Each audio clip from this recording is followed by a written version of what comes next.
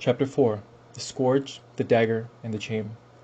The Scourge, the Dagger, and the Chain represent the three alchemical principles of sulfur, mercury, and salt.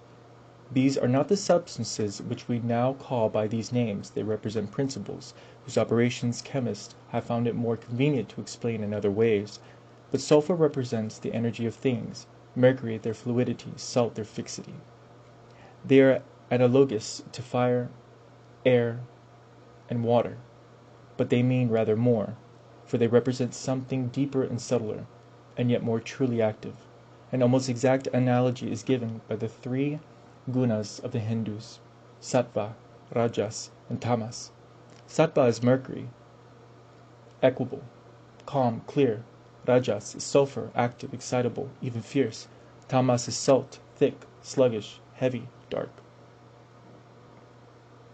But Hindu philosophy is so occupied with the main idea that only the absolute is worth anything, that it tends to consider these gunas, even sattva, as evil.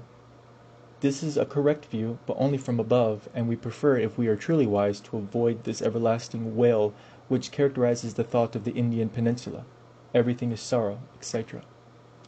Accepting the doctrine of the two phases of the absolute, we must, if we are to be consistent, class the two phases together, either as good or as bad. If one is good and the other bad, we are back again in that duality, to avoid which we invented the absolute. The Christian idea that sin was worthwhile because salvation was so much more worthwhile, that redemption is so splendid that innocence was well lost, is more satisfactory. St. Paul says, "Where sin abounded, there did grace much more abound. And shall we do evil that good may come? God forbid." But, clearly, it is exactly what God himself did. Or why did he create Satan with the germ of his fall in him? Instead of condemning the three qualities outright, we should consider them as parts of a sacrament. This particular aspect of the scourge, the dagger, and the chain suggests the sacrament of penance. The scourge is sulfur. Its application excites our sluggish natures, and it may further be used as an instrument of correction, to castigate rebellious volitions. It is applied to the nefesh, the animal soul, the natural desires. Nefesh. The dagger is mercury. It is used to calm too great heat by the letting of blood, and it is this weapon which is plunged into the side or heart of the magician to fill the holy cup. These faculties which come between the appetites and the reason are thus dealt with.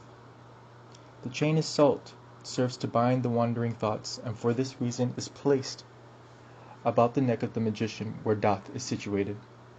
These instruments also remind us of pain, death, and bondage. Students of the Gospel will recollect that in the martyrdom of Christ, these three were used, the dagger being replaced by the nails. The scourge should be made with a handle of iron, the lash is composed of 9 strands of fine copper wire, in each of which are twisted small pieces of lead. Iron represents severity, copper, love, and lead, austerity. The dagger is made of steel inlaid with gold, and the hilt is also golden. The chain is made of soft iron. It has 333 links. It is now evident why these weapons are grouped around the phial of clear crystal in which is kept the holy oil. The scourge keeps the aspiration keen, the dagger expresses the determination to sacrifice all, and the chain restricts any wandering.